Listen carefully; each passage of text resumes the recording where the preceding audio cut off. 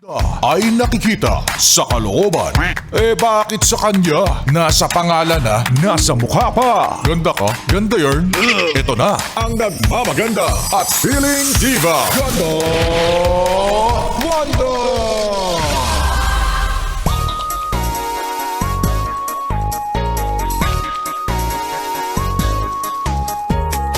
Nako, sinong nanakit sa baby girl na yan? Bakit naga-cry na naman yan siya? Alika dito, wag kang papayag na magpaapi lalo na kung ikaw ay isang baddie. Mga yes, friend, it's me. It's your girl DJ Ganda Wanda. Kasama nyo na dito sa 101.1 Yes FM. At eto na nga ang chika sa akin. Ay pagkatapos daw ng ilang ulit mong sumubok with a K, na magmahal ulit, ay mali na naman daw ang iyong napili. Malas ka na naman daw sa bunatan. Ano ba yan? Diba? Sabi sa'yo sa recitation ka lang swerte.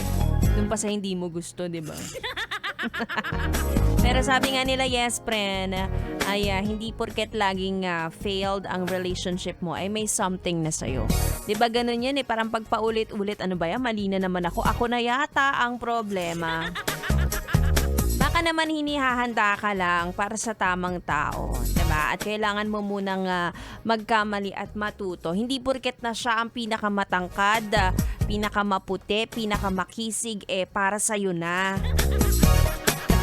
Malay mo tinuturuan ka lang na i-let go ang mga bagay na maganda sa iyong paningin pero hindi naman pala makakabuti sa'yo. Diba? May mga ganun. So, ganun talaga. Minsan yung ibibigay sa atin ay type mo physically pero hindi ka pala kayang alagaan emotionally. Diba? Pag may problema, umaalis agad, sumusuko agad. Hindi yan ang ibibigay sa'yo, huwag ka mag-alala. Nire-ready pa lang yan siya at isi-ship pa. Kaya naman, namalay mo nasa maling tao pa. Antayin mo lang kasi marirealize niya na rin na nasa maling tao din siya. Tapos siya kayo magtatagpo, 'di ba? Hay nako, sige na nga. Masyado pang maaga para mag-relapse, wala pang BB time. Ituloy muna natin ang ating tugtugan. Kasama niyo ako hanggang alas 9 ng gabi. Again, it's me, Ganda Wanda.